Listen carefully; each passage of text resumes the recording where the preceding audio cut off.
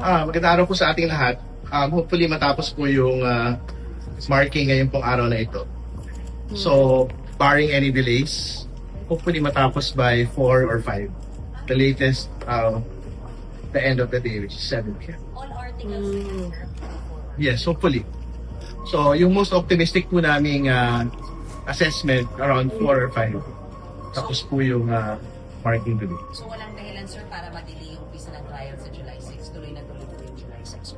I think naman, even if we have another day tomorrow or up until Saturday, I think the scheduled date of the start of the trial will remain fixed at the 6th of July. Sir, paano yun? Magbibigay pa lang ng reply yung defense mo sa BIR box. Sir, matatapos yung trial conference na hindi lang sa BIR box. Well, pwedeng ganun po yung maging situation. But I'm not certain there will be a marking today of the box itself. Pwede ba yun? Box mismo talaga? Yung naka-seal na box? Unsealed No, flash. sealed. Yung box na lang. I think yun po yung pwedeng I think that is what will happen today. Maybe the box will be marked itself. Even if the contents are unknown, sir, you will mark it as an evidence. Ganun po ba? Paano ba, sir? Yes, that's correct. It will be marked. The BIR box that was submitted from the House to the Senate will be marked today. So yun po. So we will see later pagka po dinala lang. But I'm quite certain the prosecution panel will insist that mabuksan po yung box today. If not, and then we will leave it to the court to decide. Pero so far, sir, may sinabi na ba yung clear report about that manifestation? Wala pa. Wala pa po. And pero ibababa daw if hindi mo mark yung box. I think that is our expectation. That is what we will insist on. That the box be marked. Kasi it's our evidence. Di ba? Bit-bit ho namin yan from the House going to the Senate. So, I think we have every right to mark the box itself. Normal bang pangyayari sa mga controls yung nagmamark ng mga box na hindi pa nakita yung mismong dokumento? Wala pong unusual. Wala pa usual doon kasi object evidence naman ho yun. So, wala akong problema to mark the thing itself. Pero I don't think we have any doubt that what is contained within the box is actually BIR documents of tax documents of the Duterte Carpio couple and their businesses. The exact documents that we had subpoenaed from the BIR. Gaano po ka-importante maisama ito sa ebidensya niyo, sir, sa process? Well, mahalaga po ito. Katapat po nito yung SALN ng pangalawang Pangulo from 2007 to 2024.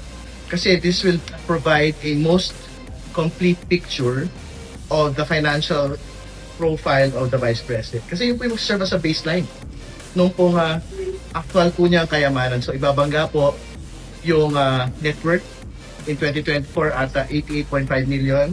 Doon po sa income net of taxes. Doon po sa kanya pong BIR documents. At ibabangga po ito doon sa mga AMLC reports and bank accounts which will be open during trial proper. Ano ho benefit na mabuksan siya ngayon versus sa trial proper na?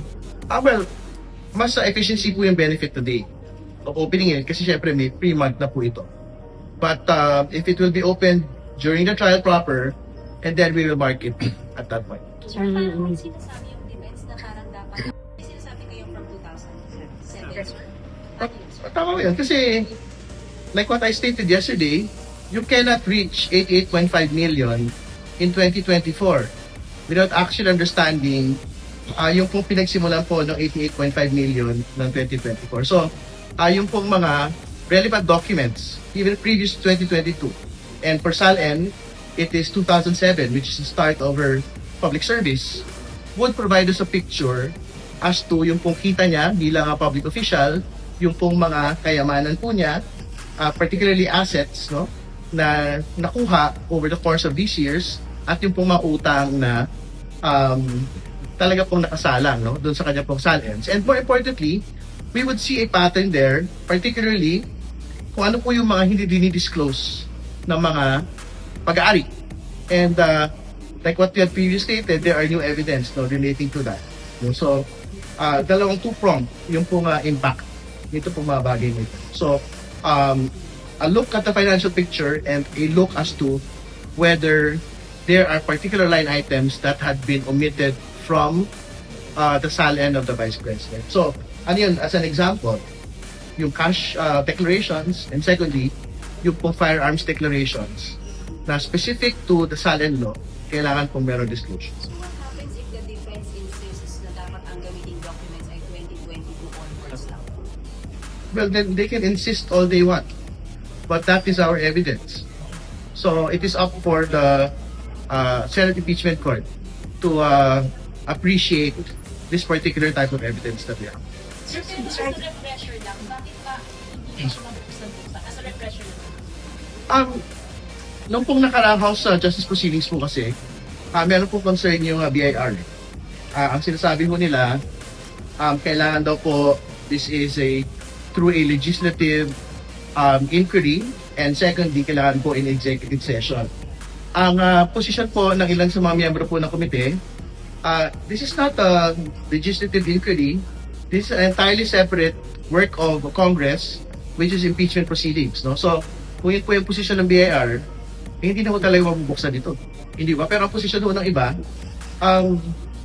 the subpoena is on the BIR to actually produce the document. So, ibig sabihin, that particular provision doesn't actually apply to the impeachment proceedings at the House. And logically, when we reach the Senate, it also doesn't apply to the Senate Impeachment Court, which is why talagang panawagan ho namin, buksan po ito. No? Kumbaga, it doesn't need yung pong sinasabing exemptions doon po sa code po ng BIR para mabuksan po ito pong box po na ito. Sapat-sapat na yung pong kapangyarihan ng Senate Impeachment Court para buksan po ito pong BIR box. Sir, si Mary Grace Piatos po, Congressman Chua, confirmed witnesses sa pre-trial vote. How important it is po para ma-include si Mary Grace Piatos doon sa mga listahan ng testigo ng prosecution? Well, mahalaga po yung Mary Grace Piatos kasi nasa sentro siya. Nung pong kontrobersiya, nung pong paggamit ng confidential funds, no? Yung existence or non-existence po ni Mary Grace Piatos, yung pong smoking gun, kung talaga nga bang tama o mali, yung pong paggamit ng confidential funds. And going back to the COA report, marami po doon ay obviously hindi ko tamang paggamit ng confidential funds. Kaya nga, in each and every year na meron po confidential funds ang pangalang Pangulo, may mga pinapasoli ng mga pera sa kabanto ng bayan. Sir, establish na ba na totoong tao si Mary Grace Piatos? Well, that's something that we will have to see in the next Paano couple siya, of sir, weeks. ipoproduce kung sabi Wala ng siyang PSA, wala PSA, siyang may address civil ba records, siya? etc.? Abangan mo natin on how the prosecution will actually undertake this particular aspect of the proceedings. Sir, pati si Michael Powa, sir, paano kung mangyari doon?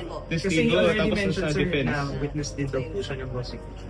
Well, kasama naman po talaga siya doon sa very relevant witnesses po on how confidential funds and the entire operations of DepEd and OVP had been undertaken. So, we will subject him to the witness stand. Di ba? And allow din naman ho to cross-examine yung pong defense, no? Pagka sinalang po siya. And sinabi naman din po niya na for as long as it is within yung pong kanya pong trabaho sa OVP at sa DepEd, wala naman ho siyang pagtutol sa bagay na yan at ginagalang po namin.